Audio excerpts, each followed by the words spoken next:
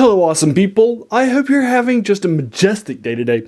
Today, I'm taking a look. This is the sequel to the previous two, where I've been taking a look at the top superhero. It's sci-fi films from a couple of years.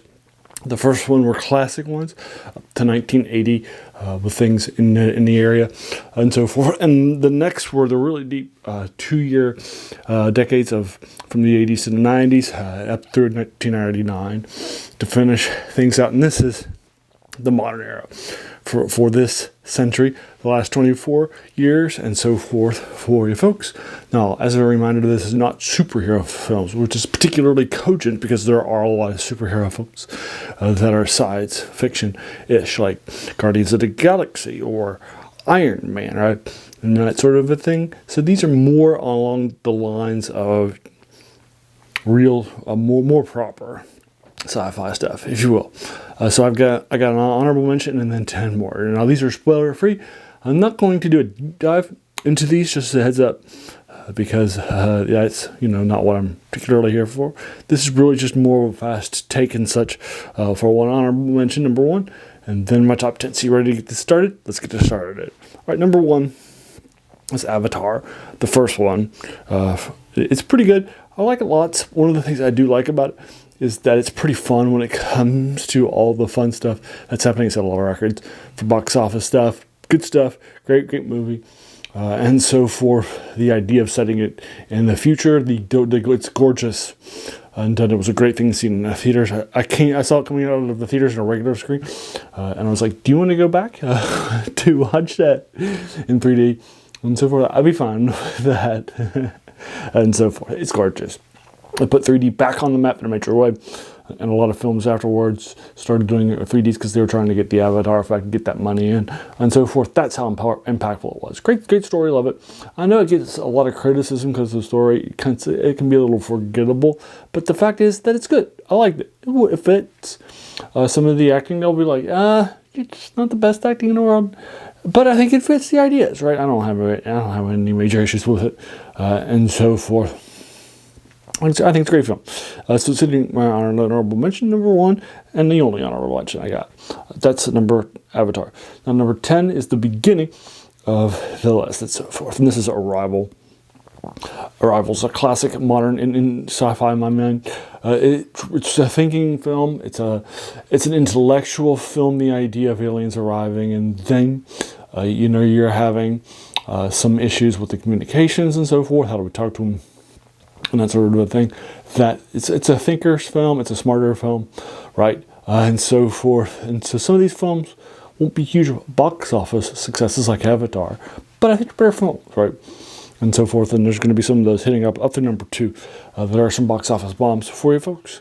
But I think that Arrival really has stood the test of time. It's strong. It heavily influenced some science fiction. It's kind of sense like one of the seasons of Discovery for Star Trek on Paramount. Plus, lots of stuff. Great stuff. Heavily influential. That's Arrival. Number 10. Number 9 is Eternal Sunshine of a Spotless Mind, which I saw in theaters and then have it on DVD too. It stars Jim Carrey and some other folks. Dude, it's great stuff. Heavy stuff. No spoilers, as a reminder. Please do not spoil this movie for folks who have not read it, who have not watched it, and so forth, even those older and such. But it's great stuff. Heavily great stuff. You should watch it at least once. It's a good, and it's probably one of those films that you're going to want to go back like number 2 and watch it at least another time. Now that you know what the hell it's happening and such, and how the interpretation is and so forth. So that's number 9, the independent film Eternal Sunshine of the Spotless Mind, and that's my favorite Jim Carrey movie, by the way. Number 8 is Rogue One from the Star Wars film. It's a prequel. And so forth. It's from the Disney era, after they purchased all the Star Wars stuff. So this is the millennium of the Star Wars prequels. But I'll tell you right now, none of them are making it. Sorry. And so forth. I don't think they're as bad. I don't think they're great. I just think they're okay. And so forth. But we did have some Star Wars stuff hitting in the previous 2 films, but no more Star Wars is going to be hitting from the prequels. But I think that Rogue One is a better prequel than the prequels. It's strong stuff. It creates new stories of new characters in a compelling way. It's a different style of film telling. It's not a Skywalker style with all the good versus evil. It's really more of a war movie style with not as many people that are doing some good stuff. All the good antagonists are understandable and the protagonists do some bad stuff. I think it's a great film for those reasons. And it's a strong film. And that's Rogue One. That's number 8 for you folks. All right. Number 7 is the first Dune film that came out a couple of years ago for you folks. Because it didn't make as much money because it came out during the COVID era and so forth, and had some day-to-day release stuff. But it's a strong film. I did see it in theaters because I wanted that theater experience with that. I thought that Deli Van Villeneuve, I'm just totally slaughtered that. And I speak French. Denis Villeneuve. I think he absolutely is somebody you want to visually see, right? And so I want to see it in the theaters. Dune 1 for you folks. It was great stuff. It was worth my time. It's worth your time too if you haven't seen it. If you have seen it, see it. Again, it's great stuff. All right. That's Dune 1. Number 6 is the last one before the top 5. That's Wally for you folks. Wally's my favorite Pixar film.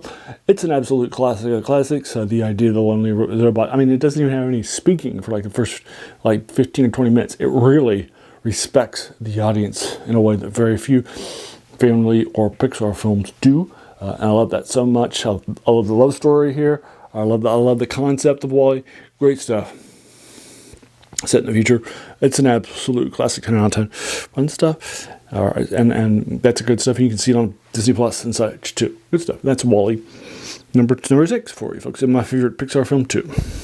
And now we're at the top 5 for you folks. Number 5 might be a bit of a surprise. It was a bit of a box office success, if you will, from Steven Spielberg, but it's probably not going to be something that many people will think is a number 5 film. But I do think it is the number 5 film, and that's Minority Report, which is a retelling of a sci-fi story that was done by Philip K. Dick, just like a couple of films that hit last time. So we'll recall Blade Runner. It's an absolute classic to my mind. It is his darkest film from a few different angles and vectors and such. I like it lots, and it's good stuff. It has very little comic relief. It's got a lot of Blade Runner feel set in the near future, where precog is a crime because you know that they're going to commit their crime because of precog people that can see the future. Great stuff. Love it lots. That's number 5, Minority Report by Steven Spielberg. Right, number 4, from here on out, all classics are classics. Number 4 is Dune 2 from recently. It's an absolute classic. Puts it back on the map in a major way. It's better than Dune 1. It's the rare sequel that's better than original film. For you folks, it's an absolute classic. It really sort of completes the novel, and I've seen the novel. I've read the novel. I've seen the first couple of films. Right, this does a great job. But he also has of interpreting a difficult conversation and topic, but it does so in a way that I think really sort of modernizes it and takes in his own take, right, and so forth. So that's number 4, Dune 2. And then number 3 is District 9. So it was filmed in Africa. It's set in South Africa.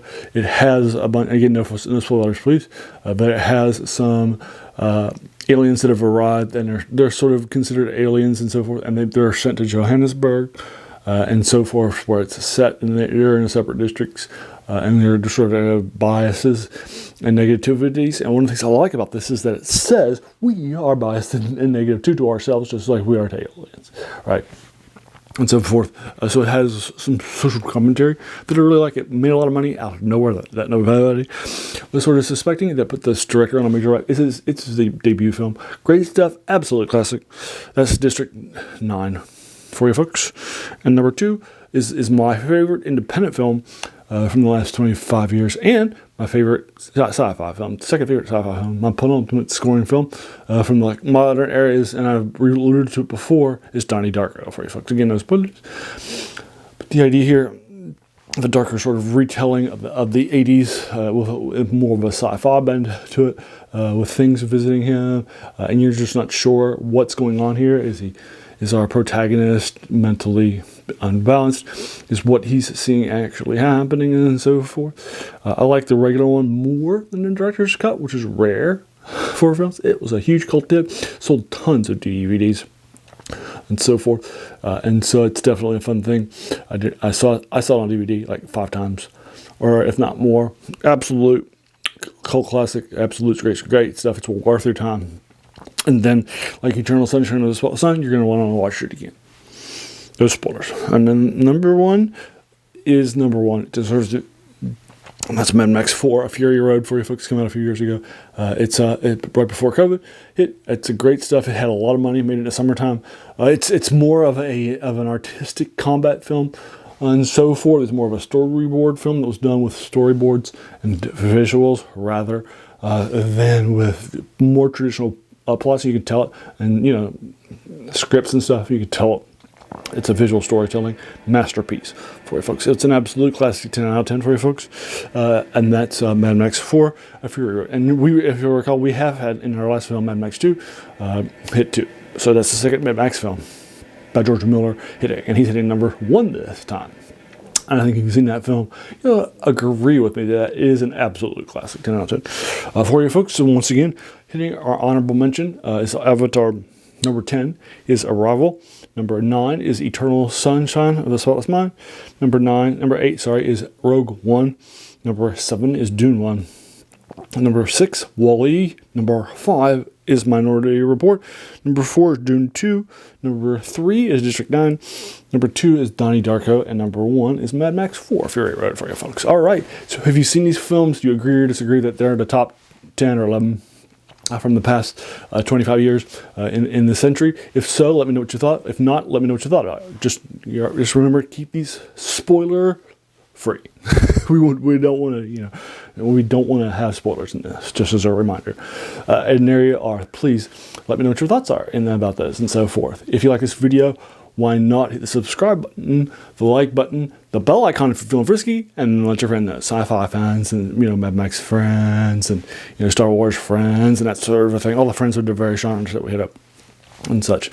And then, as a reminder, this channel's name is The Worst Thing About New Books. That's a quote by a French philosopher, Jacques Joubert, who said that the worst thing about them was they kept us from reading the old ones, right? And these are definitely, and these times are more older classics that have stood on more recent stuff. But I think there's some things in here that just don't get the respect, like Donnie Darko in the sci-fi community from like more than a decade ago.